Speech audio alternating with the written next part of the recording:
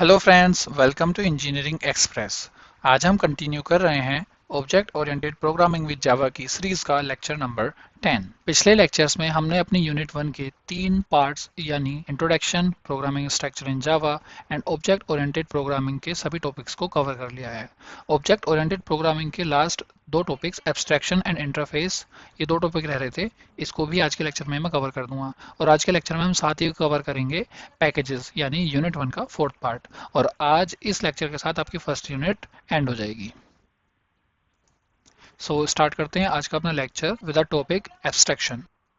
Abstraction abstraction is a process of hiding the execution details from the user। Abstraction एक तरह का process है जो कि एग्जीक्यूशन डिटेल्स को हाइड कर देता है यूजर से। Only the functionality will be provided to the user. User को सिर्फ फंक्शनलिटी मिलती है।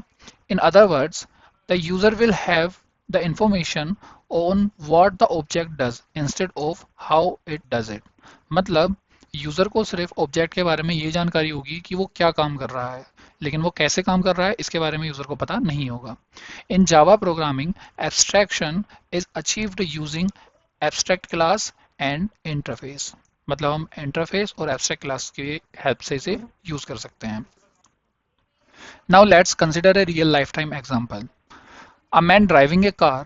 The man only knows that pressing the accelerator will increase the speed of a car or applying brakes will stop the car.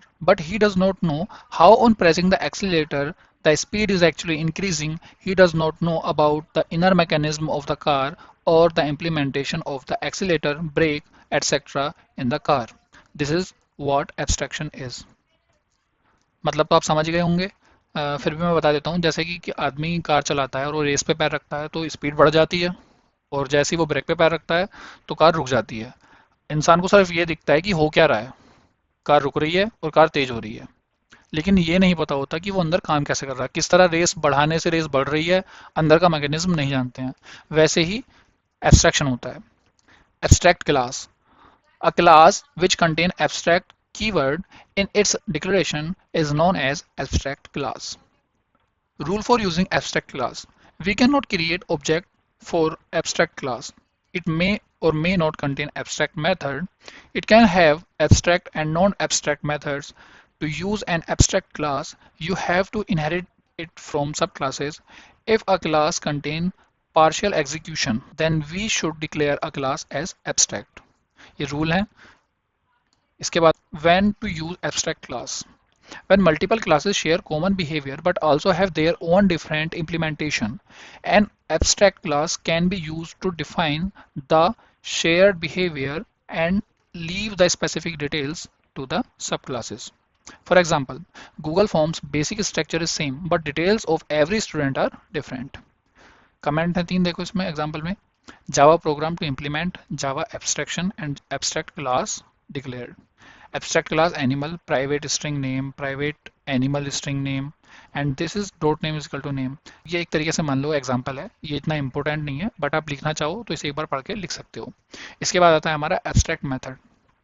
A method which contain abstract modifier at the time of declaration is called abstract method।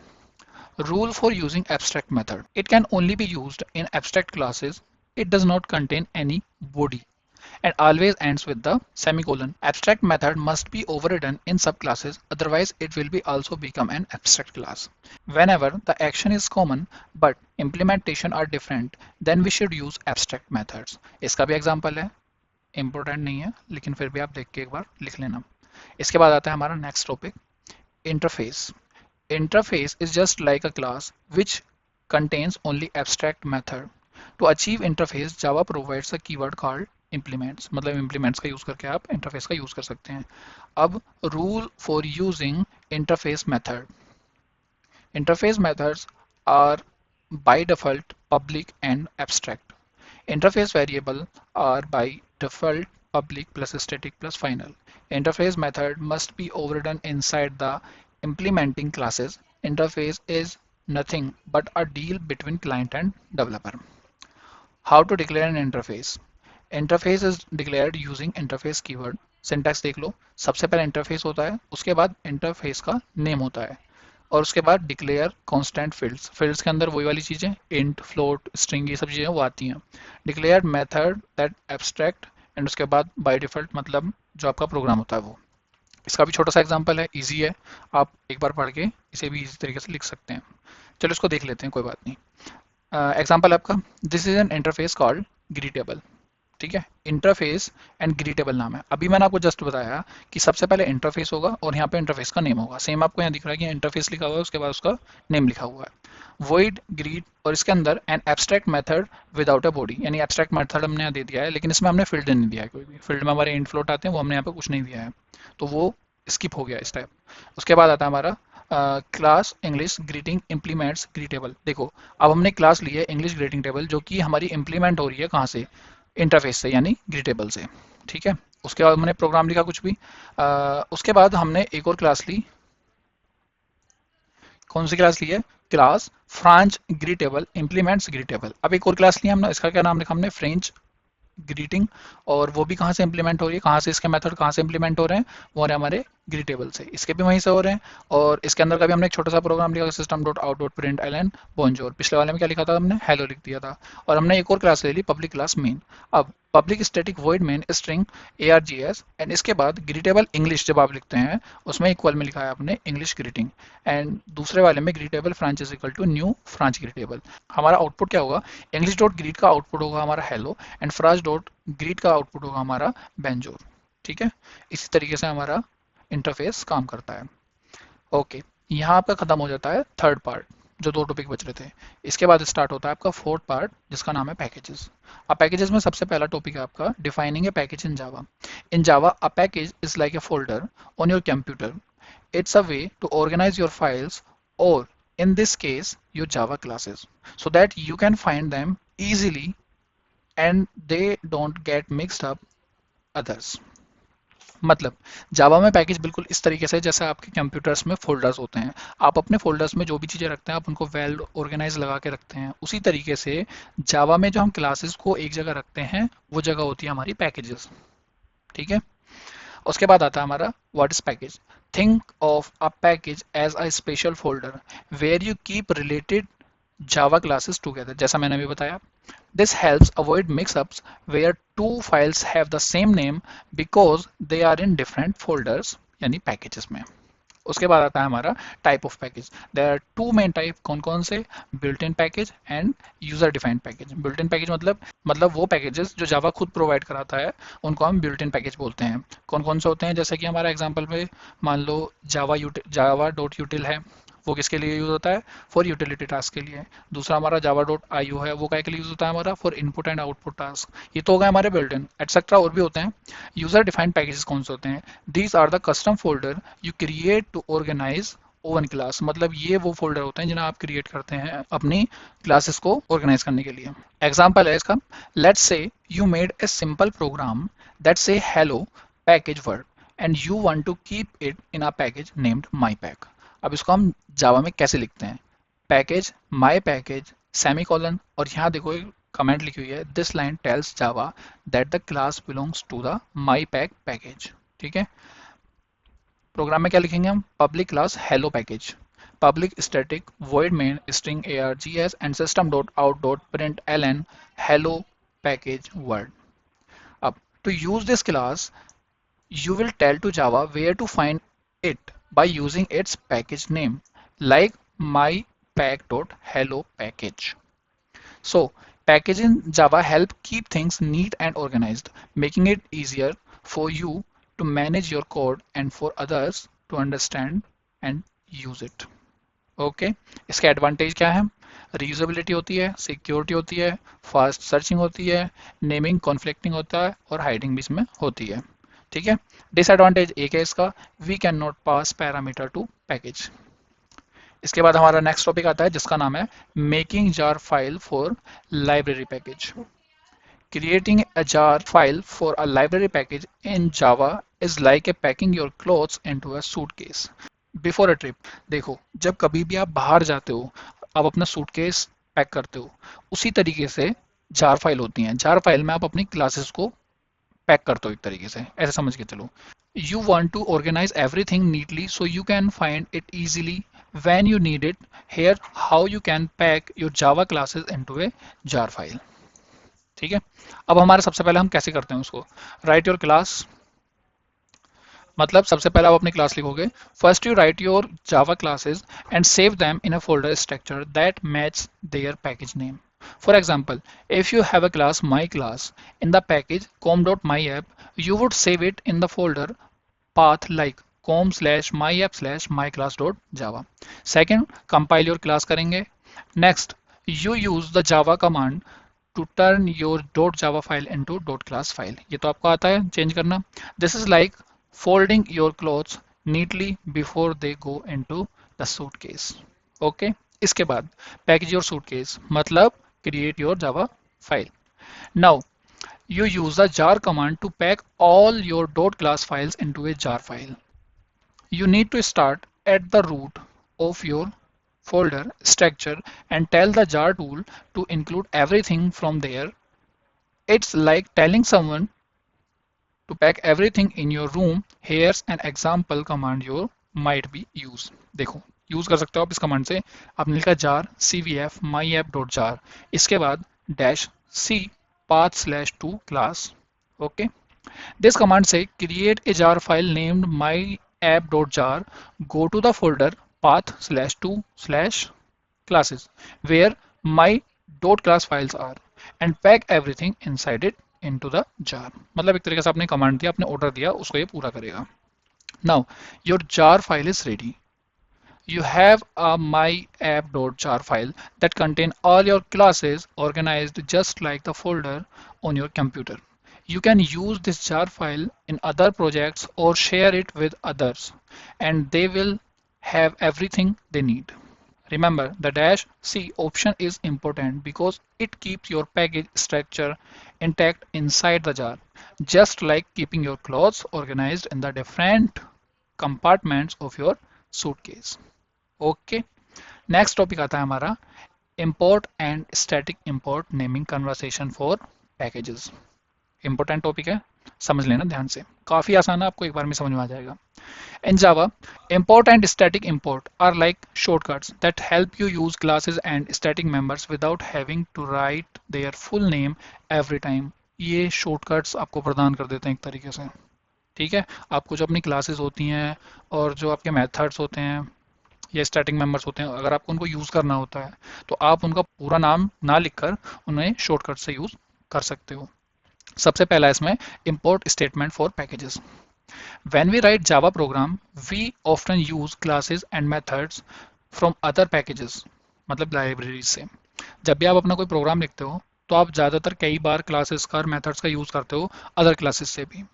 This import statement allow us to access these classes without typing the full package name every time. Okay. Now, how it works. इसमें पहला point है importing all classes from a package. छोटा सा समझते हैं पहले. We can import all class from a package using the wildcard star. हम wild card को इंपोर्ट करना चाह रहे हैं और उसकी सभी क्लासेस को हमें एक्सेस करने के लिए हम लिख सकते हैं वाइल्ड कार्ड स्टार. ठीक है, एग्जांपल से देखो, import java.util.star. यहाँ पे import all class from the java.util package, मतलब जो java.util.package है उसके अंदर जितनी भी क्लासेस हैं अब हम उनको एक्सेस कर सकते हैं इस कमांड को लिखने के बाद. ठीक है. दूसरा देखो, importing a specific class from a package. अब इस पूरे में से, मतलब ये जो पैकेज है java.util, इसमें से कुछ स्पेसिफिक को हमें यूज करना है. वो कैसे करेंगे? If we need only a specific class from a package, we can import just that class. हम सिर्फ उस क्लास को भी यूज कर सकते हैं. Example, import java.util.scanner. अब मैंने स्टार ना लगा के मैंने स्कैनर लगा दिया. इसका मतलब java.util के पैकेज के अंदर जो स्कैनर क्लास है अब मैं उसका यूज कर सकता हूँ. उसको मैंने इंपोर्ट कर लिया है. Import only the scanner class from the java.util. अब using imported classes. Once we have imported a class, we can use its methods and fields directly in our code. For example, after importing java.util.scanner, we can create a scanner object without specifying the full package name. Okay. यहाँ आपका खत्म होता है वाला. दूसरा क्या आता है इसके अंदर? Static import. Static import is a special kind of import that allow us to use static member directly without specifying the class name. It improves code readability but should be used carefully. Example, using static import for math methods. ठीक है, थोड़ा समझो इसको. Suppose we want to calculate the square root, power and absolute value of some numbers. Normally हम इसको करते हैं, we would use the math class like this. कैसे करेंगे? पब्लिक क्लास नॉर्मल यूजेस हमने ले लिया, उसके अंदर हमें लिखा public static void main string args. इसके अंदर मैं जो प्रिंट कर रहा हूँ उसमें मैं पहले लिख रहा हूँ मैथ डॉट sqrt स्क्वायर के लिए. दूसरा फिर मैंने लिखा system dot out dot println math dot power के लिए. ठीक है, और तीसरा मैंने इसी तरीके से लिखा मैथ डॉट abs यानी एब्सोल्यूट के लिए. ये तो अब नॉर्मली मैंने प्रोग्राम लिख दिया, but with static import we can simplify it. मतलब ये जो हम बार बार लिख रहे हैं math dot math dot math dot, इसको हम सिंप्लीफाई कर सकते हैं एक बार में. हम क्या करेंगे? Import static Java dot lang dot math dot star. मतलब अब ये जो पैकेज है Java dot lang dot math star के अंदर जितनी भी क्लासेस आती हैं अब हम उनका हम यूज कर सकते हैं. इस पैकेज के अंदर हमारे स्क्वायर, पावर, एब्सोल्यूट ये सभी चीजें आती होंगी. ठीक है, अब हमने इसको पहले इंपोर्ट कर लिया तो हमारे प्रोग्राम पे क्या फर्क पड़ा? Public class static import example, मतलब क्लास का नाम दे दिया हमने क्योंकि हम इंपोर्ट स्टैटिक कर चुके हैं यहाँ पे. तो public static void main string args system dot out dot print LN sqrt, दूसरे में pow, तीसरे में abs. अब यहाँ पे मुझे मैथ डॉट लगाने की नीडेड नहीं है क्योंकि मैं उसे पहले ही ऊपर डिफाइन कर चुका हूँ. In the second example, we directly use sqrt, pow and abs without mentioning math dot. अभी मैंने जैसा आपको बताया. इसकी explanation क्या है? In this static import example, we import all static member from java.lang.math using import static java.lang.math.star. Now we can use these method directly without the math dot prefix. Remember that while static import can make code concise, use it carefully to avoid confusions. Okay, so ये last topic था हमारी इस unit का. तो यहाँ पे आपकी unit खत्म हो जाती है. यूनिट्स के नोट्स आपको टेलीग्राम चैनल पे मिल जाएंगे. एक और चीज़, मैं काफ़ी टाइम से देख रहा हूँ बच्चे कुछ कमेंट कर रहे हैं कि सर आपके लेक्चर्स काफ़ी देर में आ रहे हैं या आप काफ़ी स्लो चल रहे हैं. तो इसका सीधा सीधा कारण ये है कि आप लोगों का रिस्पॉन्स बहुत कम है लेक्चर्स पे, तो इस वजह से लेक्चर्स में थोड़ी देरी हो रही है. क्योंकि हमको ये लगता है कि आपका जब इंटरेस्ट ही नहीं है तो लेक्चर्स आगे बनाने नहीं चाहिए. बट फिर कुछ बच्चों के कमेंट्स आते हैं कि सर प्लीज़ देख लीजिए आगे, मैसेजेस आते हैं कि सर प्लीज़ आगे लेक्चर बना दीजिए, नोट्स दे दीजिए, तो आगे हो जाता है. तो कहीं ना कहीं आप लोगों का जो रिस्पॉन्स है वो बहुत मैटर करता है. जब टीचर्स आपसे पूछते हैं कि उनके नोट्स या लेक्चर आपको कैसे लगे, आपको उनका लेक्चर अच्छा लगा या नहीं लगा, तो आप प्लीज़ कमेंट में बताया कीजिए कि आपको समझ में आ रहा है या नहीं आ रहा है.